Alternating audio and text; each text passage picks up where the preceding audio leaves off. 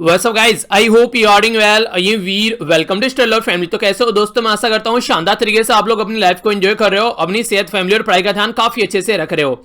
देखिए, लाइफ में आप लोगों के कई सारे एग्जाम्स होते हैं। जब आप लोगों के रिजल्ट आते हैं तो कई बार मन में गलत गलत विचार आते हैं। उसका सोल्यूशन कई सारे तो बच्चे ये सोचते हैं कि अपनी जान दे देना उसका सोल्यूशन होगा, क्योंकि प्रेशर इतना ज्यादा रहता है कि फैमिली प्रेशर, रिश्तेदार प्रेशर, पड़ोसी का प्रेशर, गर्लफ्रेंड बॉयफ्रेंड का प्रेशर, शादी का प्रेशर, आगे अपनी लाइफ का प्रेशर, पता नहीं क्या क्या प्रेशर माइंड में आते हैं। तो जो दिमाग है वो एक प्रेशर कुकर बन जाता है और उसका सॉल्यूशन ये लगता है कि जो जीना है उससे आसान तो मरना हो गया, तो इंसान वो स्टेप उठा लेता है। ये सबसे गलत स्टेप होता है, इसका कोई सॉल्यूशन नहीं है यहां पर। ये अगर सॉल्यूशन ये होता तो हर एक इंसान यही सॉल्यूशन निकाल रहा होता है। तो इसलिए कोशिश कीजिए कि इससे इस तरीके टेंडेंसी से अपने आप को दूर रखिए। और वो कैसे कर सकते हैं, सोचिए कि आप लोग एक तरीके से कागज के टुकड़े के लिए, जो कि आप लोगों को लाइफ में कुछ टाइम देखने को मिलेगा, उसके बाद में कोई पूछेगा भी नहीं कि मार्कशीट आपकी कहां पड़ी हुई है, पर लेकिन आप लोग किसी के जिगर के टुकड़े हैं जिन्होंने आप लोगों को पाला पोसा है, यहां तक आकर खड़ा किया है, तो उनसे डिस्कस कीजिए, अपनी बात उनके सामने रखिए, अपनी टेंशन को कम करने की कोशिश कीजिए। यही एक सॉल्यूशन होता है। और जितना अच्छे से आप लोगों को मां बाप समझ सकते हैं उतने अच्छे से कोई नहीं समझेगा, क्योंकि उन्होंने आपको पाला है। तो इसलिए कोशिश कीजिए कि उनसे अपनी सारी बातें डिस्कस कीजिए और अपना जो भी माइंड में टेंशन चल रही है उसको कम करने की कोशिश कीजिए। यही एक अच्छा सॉल्यूशन है। कोरोना वायरस के केसेस के ऊपर यहां पर नजर डालते हैं तो 1,41,000 ये है यहां पर 1,41,89,80,000, तो 18 केसेस यहां पर आ चुके हैं। ठीक है, तो इस तरीके से यहां पर ये ऑल ओवर वर्ल्ड में आप लोगों को केस देखने को मिल रहे हैं। ये इसी के साथ में 5,99,339 के करीब यहां पर लोगों की जान जा चुकी है और यहां पर 84 लाख के करीब केस ऐसे हैं जहां से रिकवर कर चुके हैं। तो ये एक अच्छी बात आप लोग बोल सकते हैं। हमारी कंट्री में जो डेटा है वो काफी शानदार तरीके से बढ़ता हुआ आप लोगों को देखने को मिलेगा। 34,000 केस यहां पर निकल कर आए, 17,000 लोगों के द्वारा रिकवर किया गया। तो इसके चलते हमारी कंट्री जो है वो यहां पर आप लोगों को पता है 16 तारीख को ये 1 मिलियन की कैटेगरी में आ चुका है। यानी कि हमारी कंट्री में टोटल मिलाकर यहां पर 10 लाख से ऊपर केस हो चुके हैं। 30 लाख पर 37 लाख पर चल रहे हैं यहां पर यूएसए, 20 लाख पर चल रहे हैं यहां पर ब्राजील और यहां पर 10 लाख के आंकड़े में आ चुका है इंडिया। इसी के साथ में साउथ अफ्रीका 6 नंबर पर यहां पर आप लोगों को देखने को मिल रहे हैं। मैक्सिको यहां, रसिया 4 नंबर पर और पेरू है 5वें नंबर पर। तो हमारी कंट्री में जो महाराष्ट्र है वो सबसे टॉप पर है। यहां पर टोटल मिलाकर आप लोगों को लगभग देखने को मिलेगा 3 लाख केस पूरे होने वाले हैं अकेले महाराष्ट्र के अंदर। 1,60,000 के करीब तमिलनाडु और 1,20,000 दिल्ली के अंदर केस देखने को मिल रहे हैं। तो ये एक डेटा है जिसके बारे में याद रखिएगा।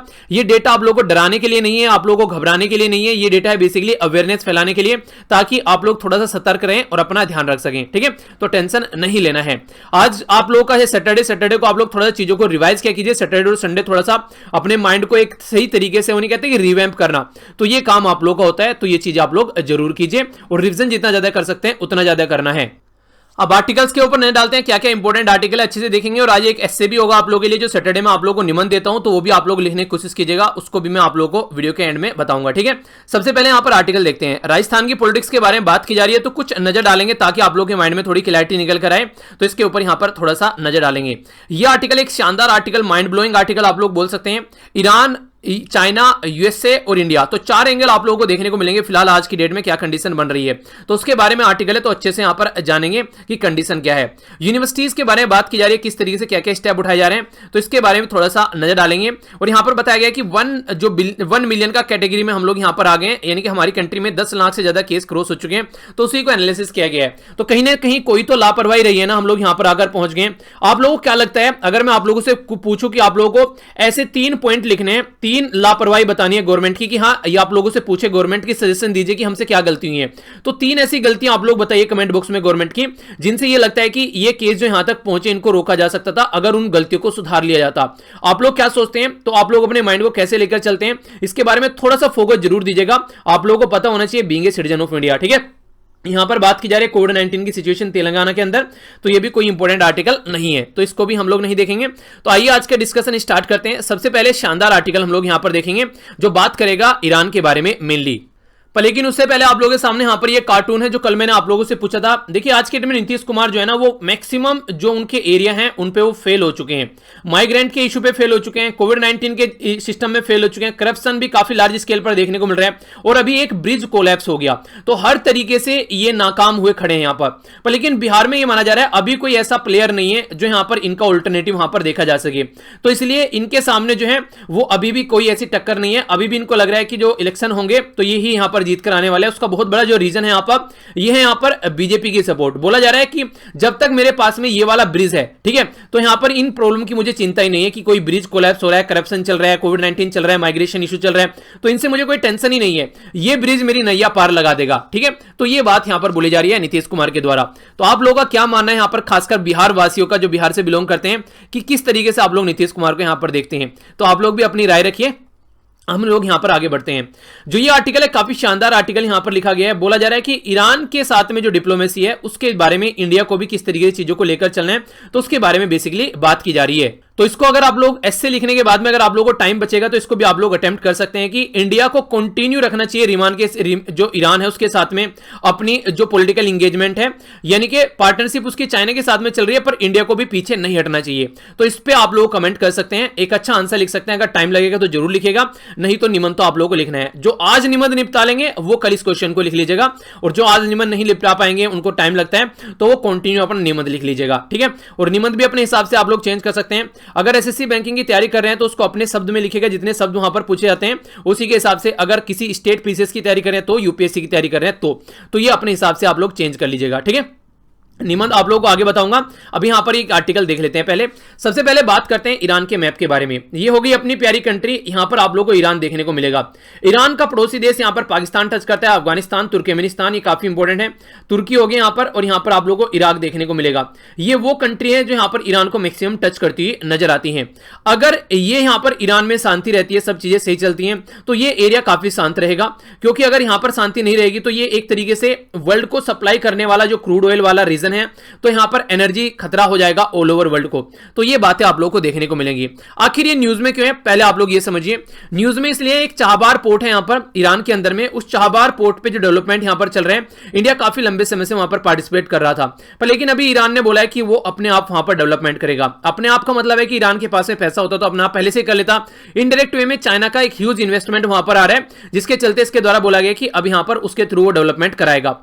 Iran transport and urban development जो मिनिस्ट्री है, मोहम्मद जो है, जिनका नाम है मोहम्मद इस्लामी, ठीक है, तो इनके द्वारा यहां पर अभी लॉन्च किया गया है। इनके द्वारा बोला गया कि 628 किलोमीटर जो लॉन्ग रेल लिंक था यहां पर चाबार से लेकर जाहिदीन, ये लास्ट वीक इसके बारे में बात की जा रही थी, तो इंडिया जो है उससे एक्सक्लूड हो चुका है। ठीक है, हालांकि उनके द्वारा यह बोला गया कि इंडिया जो है बाद में ज्वाइन कर सकता है, ऐसा नहीं है कि इंडिया बाहर रहेगा। उनके द्वारा एक क्लैरिफिकेशन भी दिया गया है, ठीक है, कि ऐसा नहीं है कि बिल्कुल चीजें बाहर हो चुकी हैं, तो इंडिया प्रोजेक्ट को लेटर स्टेज पर ज्वाइन कर सकता है। यहां पर जो काम कर रहा था ये हमारी कंपनी है, जिसका नाम है यहां पर अर्कन इंटरनेशनल लिमिटेड, जिसको IRCON बोलते हैं।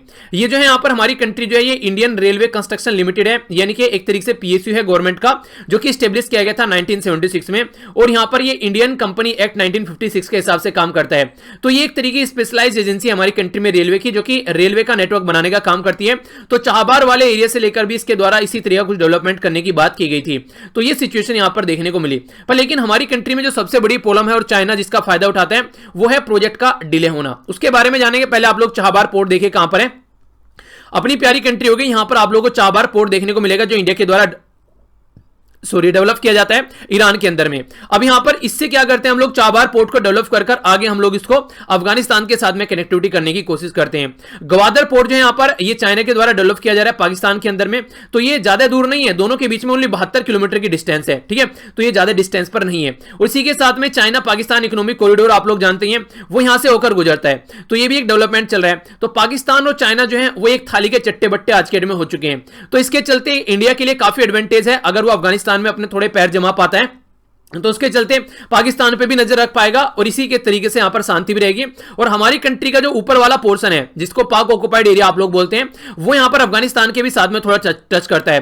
तो इसलिए भी काफी इंपॉर्टेंट है कि इस पर्टिकुलर रीजन में शांति बनाए रखें, तो अफगानिस्तान के साथ में हमारे रिलेशन अच्छे होने चाहिए। तो ये कुछ इंपॉर्टेंट पॉइंट है जो आप लोग यूज कर सकते हैं अगर कहीं कुछ बातें लिखने के लिए आए।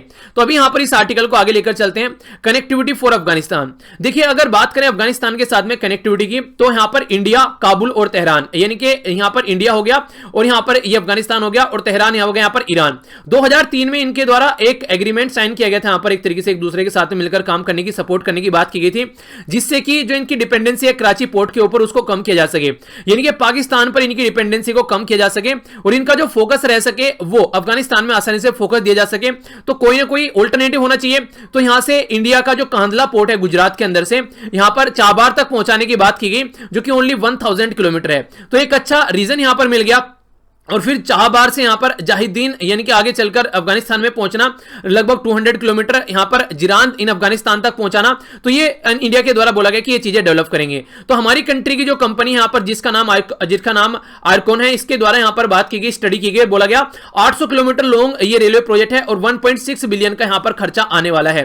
तो इंडिया के द्वारा 220 किलोमीटर का जो रोड है जो कनेक्ट करता है यहां पर जिरान टू दिलाराम, ठीक है, तो उसको तो यहां पर कंप्लीट कर लिया, ठीक है। इसी के साथ में यहां पर 2008 में के द्वारा 150 मिलियन का भी यहां पर कंप्लीट किया गया, पर लेकिन एक्चुअल में जो सारी चीजें कंप्लीट होनी थी वो यहां पर चीजें नहीं हो पाई, यानी कि पूरा प्रोजेक्ट है, अगर यहां से लेकर आप लोग चलते हैं इसको लेकर इस तरीके से इसको आगे लेकर चलना है, ठीक है। तो कुछ पोर्शन पर काम किया गया, कुछ पोर्शन पर काम नहीं किया गया, तो इसी के चलते काफी लंबे समय से चीजें चल रही है। 2003 से 2020 में बैठे हैं, तो लगभग मोटे मोटे तौर पर बोले तो 17 साल आप लोगों को देखने को मिल रहे हैं। तो इसी बीच में और भी कई सारी दुर्घटनाएं देखने को मिली, जिसके चलते स्टार्टिंग में चीजें ठीक चल रही थी, पर लेकिन फिर ऑल ओवर वर्ल्ड में एक बहुत बड़ी दुर्घटना हुई। 8 नवंबर 2016 को एक सरफरा इंसान यूएसए की गद्दी पर बैठा जिसका नाम था डोनाल्ड ट्रंप।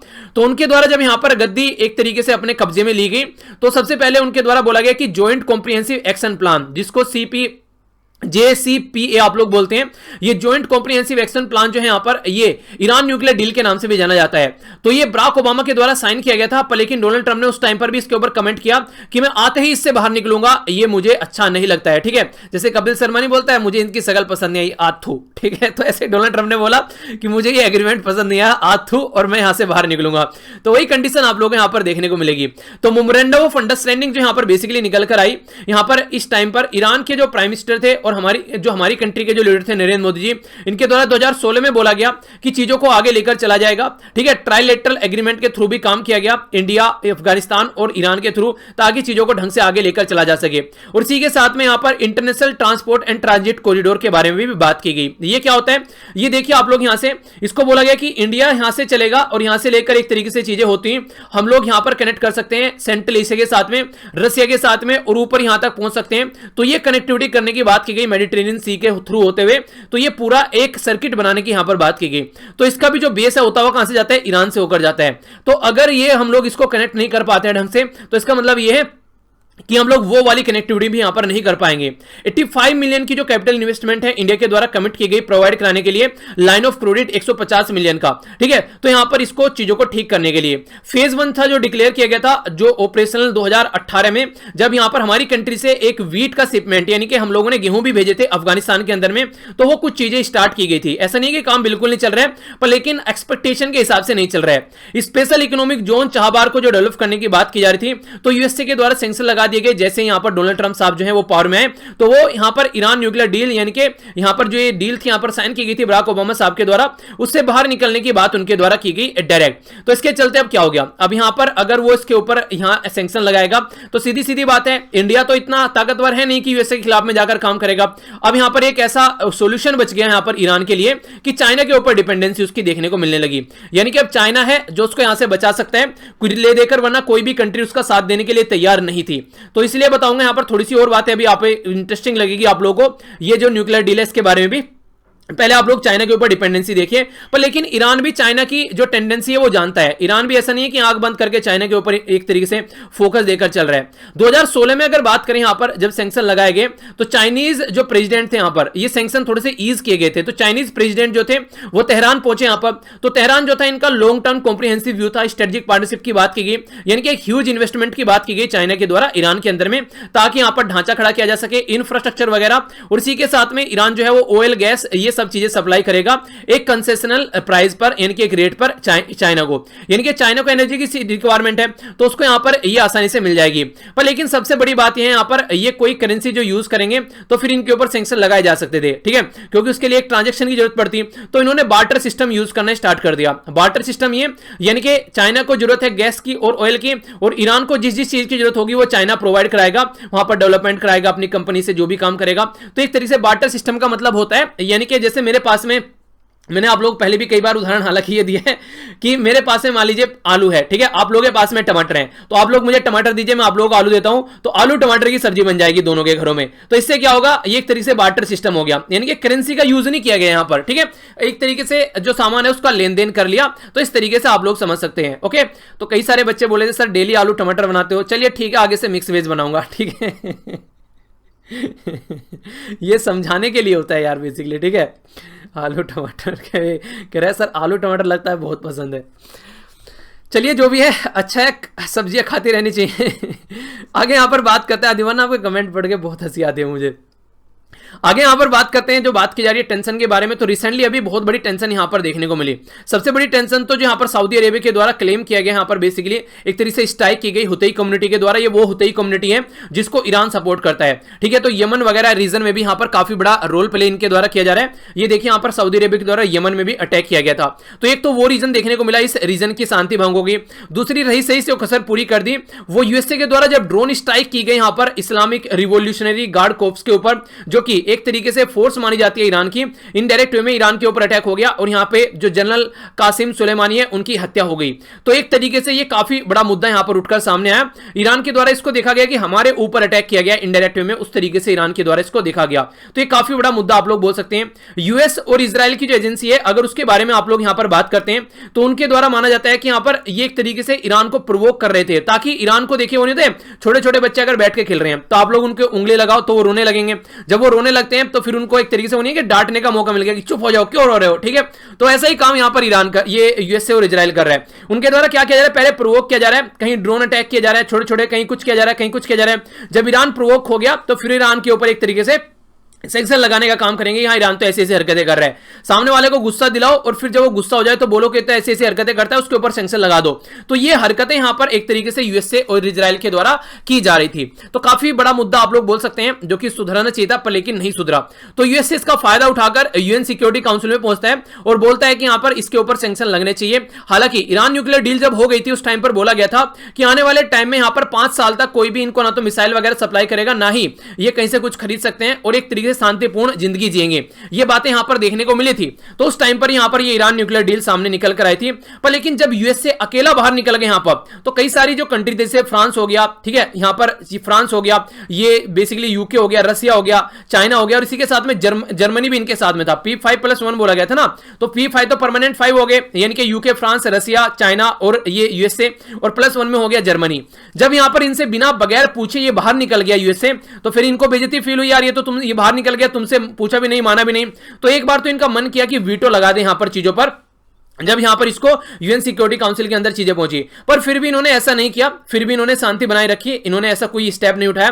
तो एक अच्छी बात बोल सकते हैं, फिर भी इन्होंने एक तरीके से क्रिटिसाइज तो किया यूएसए को, पर लेकिन फिर भी इन्होंने वीटो यूज नहीं की। पर लेकिन रसिया और चाइना ने वीटो यूज की, जो कि इनके पास में वीटो पावर होती है। वीटो पावर एक ऐसी पावर होती है जो परमानेंट 5 मेंबर में से अगर एक मेंबर भी चाहेगा कि कोई काम नहीं होना है तो यूएन के अंदर में वो काम नहीं होगा। तो ये होती है बेसिकली वीटो पावर। ईरान जो है उसको एक तरीके की आशा लग रही है कि अभी नवंबर के महीने में इलेक्शन होने वाले हैं, तो तब यहां पर हो सकता है कि कोई ठीक इंसान यहां पर यूएसए की गद्दी पर आकर बैठे और वो थोड़ा सा सॉल्यूशन जो है वो उसका निकले और प्रॉब्लम थोड़ी सी सही होए। पर वो आने वाले टाइम में आप लोगों को देखने को मिलेगी। अभी इसके बारे में कुछ कहा नहीं जा सकता, क्योंकि अभी एक आशा ही लगाई जा रही है। अब डोनाल्ड ट्रंप कैसे खेलते हैं ग्राउंड लेवल पर, तो वो आने वाले टाइम में देखने को मिलेगा, और सामने वाला प्लेयर कैसा है, ठीक है। अभी यहां पर जो इंपैक्ट है यहां पर यह है कि बैलेंसिंग एक्ट के बारे में बात की जा रही है।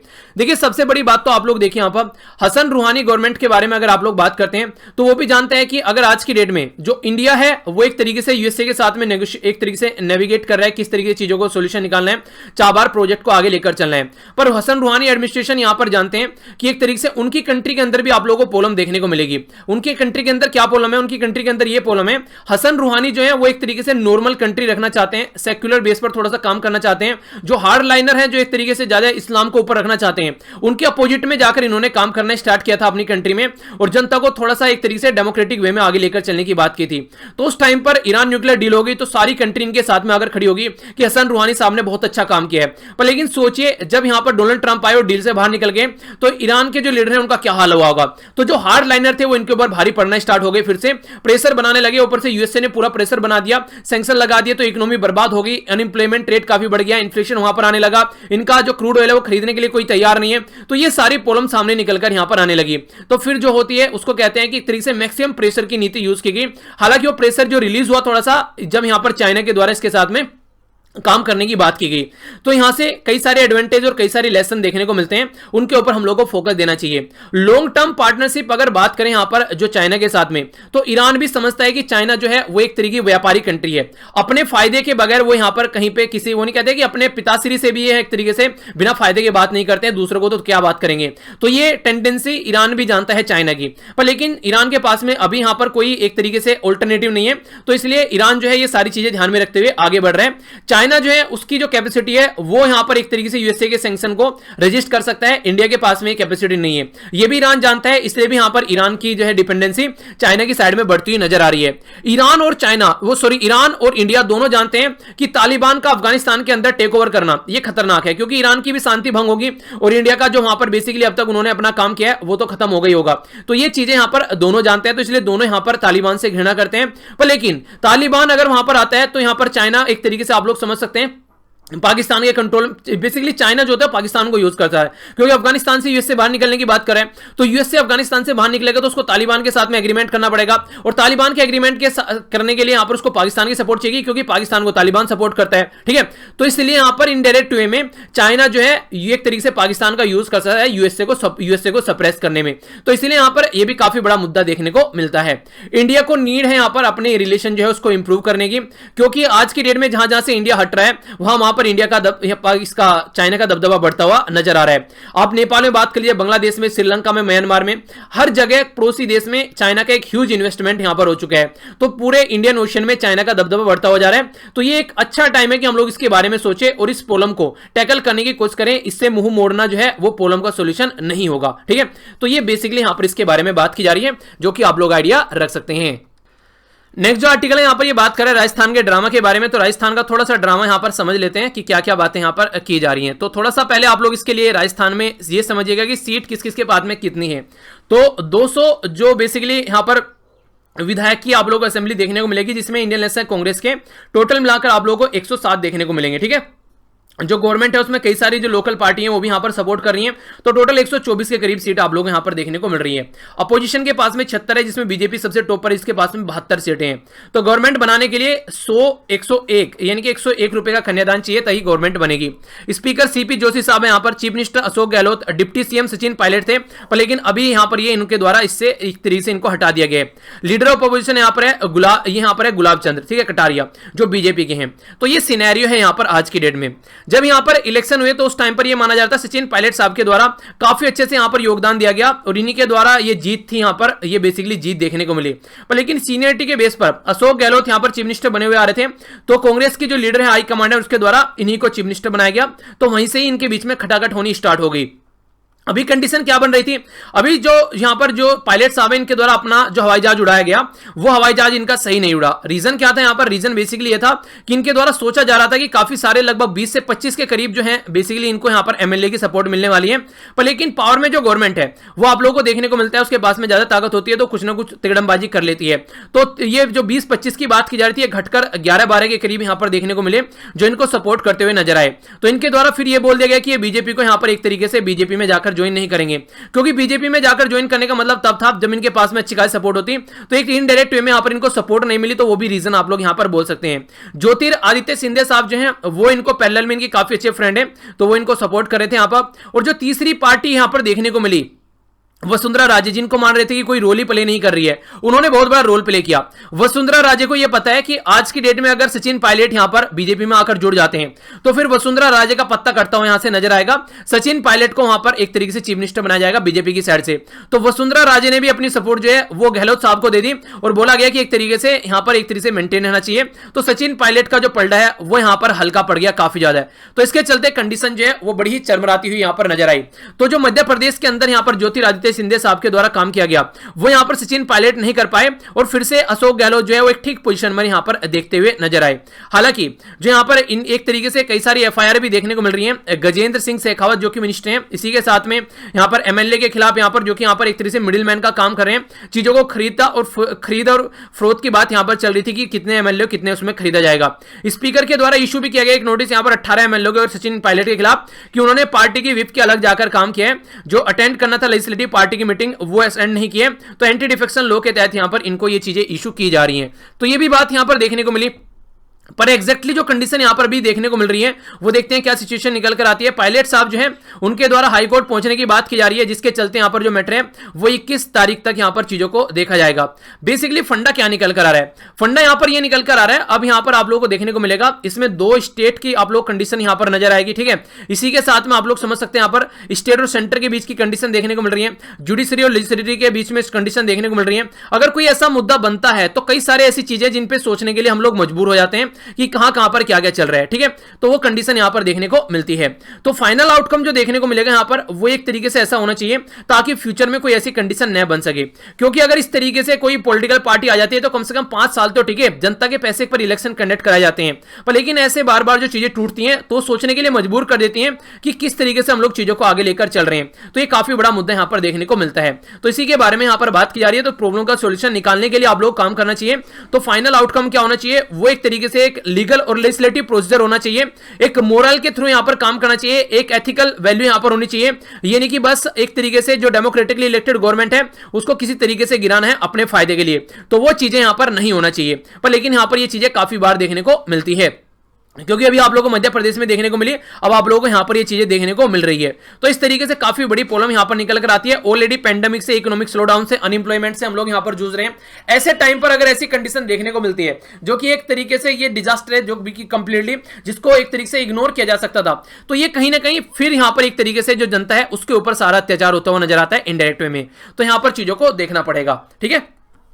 एंटी डिफेक्शन लॉ के बारे में बात की गई तो ये 52वां अमेंडमेंट करके संविधान में 1985 में हमारी कंट्री में 10वां शेड्यूल एंड किया गया था। और देखिए यहां पर सबसे बड़ी बात ये होती है आर्टिकल ये दोनों के ऊपर इंप्लीमेंट होता है, ये पार्लियामेंट के ऊपर भी और स्टेट की असेंबली के ऊपर भी। आर्टिकल 102 जो है यहां पर ये पार्लियामेंट के बारे में बात करता है और आर्टिकल 191 जो है ये यहां पर असेंबली के बारे में बात करता है। तो इंडिपेंडेंट मेंबर अगर कोई ज्वाइन कर लेता है किसी पार्टी को, उसको डिस्क्वालीफाई किया जाता है। नॉमिनेटेड मेंबर 6 महीने के बाद ज्वाइन कर लेता है, उसको डिस्क्वालीफाई किया जाता है। अगर कोई अपने आप ही वॉलंटरी गिव अप कर देता है पॉलिटिकल पार्टी की मेंबरशिप से, उसको डिस्क्वालीफाई किया जाता है। अगर कोई यहां पर एक तरीके से पार्टी की जो विप है उसके खिलाफ जाता है, पार्टी बोलती है कि आना है यहां पर ये करना है, एक तरीके से आप लोगों को डायरेक्शन है, ये नहीं करते हैं तो उसके खिलाफ यहां पर तो भी उसको डिस्क्वालीफाई किया जा सकता है। स्पीकर और चेयरमैन जो है यहां पर एक तरीके से एक्सेप्शन देखने को मिलेगा, इनको डिस्क्वालीफाई नहीं किया जाएगा अगर ये मेंबरशिप छोड़ देते हैं। इवन अगर मेंबरशिप छोड़ते हैं इनको तो ये बोला जाएगा कि अच्छा काम किया इन्होंने, क्योंकि न्यूट्रल पोस्ट बना दिया उसको। तो ये एक अच्छी पॉइंट यहां पर देखने को मिलता है। पार्टी के बारे में अगर बात करें, यहां पर 2/3 मेंबर अगर यहां से निकल जाते हैं, 2/3 जैसे मान लीजिए 30 मेंबर है, ठीक है, तो यहां पर 30 मेंबर हो गए, तो यहां पर 20 मेंबर अगर यहां से निकल जाते हैं तो इसका मतलब यह कि पार्टी खत्म होगी तो फिर कोई मतलब नहीं है। और प्रिजाइडिंग ऑफिसर जो होता है यहां पर वो डिसाइड करता है डिस्क्वालीफाई करना है नहीं करना है, यानी कि चेयरमैन हो गए यहां पर जो राज्यसभा में और इसी के साथ में स्पीकर हो गए यहां पर लोकसभा में। तो इस तरीके से यहां पर बोलिएगा कि इनके हाथ में पावर होती है इस चीजों को डिसाइड करने की। इसके ऊपर भी कई बार क्वेश्चन मार्क लगाया जाता है कि ये पावर इसके हाथ में नहीं होनी चाहिए, ये power normally election commission of India के हाथ में होनी चाहिए कि किसको डिस्क्वालीफाई करना है, किसको डिस्क्वालीफाई नहीं करना है। क्योंकि इनडायरेक्ट वे प्रिजाइडिंग ऑफिसर जो रहता है वो पॉलिटिकल पार्टी का बंदा रहता है, जो कि जिस पॉलिटिकल पार्टी की गवर्नमेंट रहती है, तो इसलिए ये हमेशा पॉलिटिकल पार्टी के फेवर में ही काम करता है। और ऐसे इंसिडेंट पास्ट में भी कई बार देखने को मिल चुके हैं। तो ये भी सोचने वाली बात यहां पर देखने को मिलती है। तो इसलिए यहां पर ये मुद्दा है, बार बार ये बातें निकल कर आती हैं कि इसका कोई ना कोई सोल्यूशन यहां पर निकलना चाहिए, ठीक है।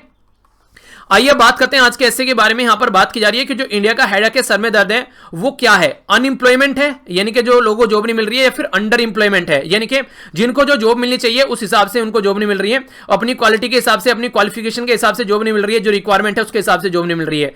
तो क्या है बेसिकली प्रॉब्लम? तो ये सारी चीजें जो है आप लोग फिलहाल का जो सिनेरियो चल रहा है कोविड-19 का भी ध्यान में रखते हुए और पहला जो सिनेरियो चल रहा है वो भी ध्यान में रखते हुए एक अच्छा सा निबंध आप लोग लिखने की कोशिश कीजिएगा। और अपने एग्जाम के हिसाब से आप लोग इसको चेंज कर सकते हैं। ऐसा नहीं है कि यहां पर 1000 और 1200 लिखे हुए हैं, वो उनको लिखना है जो यूपीएससी की तैयारी कर रहे हैं। अगर स्टेट पीसीएस की तैयारी कर रहे हैं तो वहां पर जितना नंबर का और जितना वर्ड्स का पूछा जाता है उतना लिखेगा, और अगर बैंकिंग और या फिर आप लोग एसएससी की तैयारी करें तो वहां पर जितना छोटा पूछा जाता है उसको लिख लीजिएगा।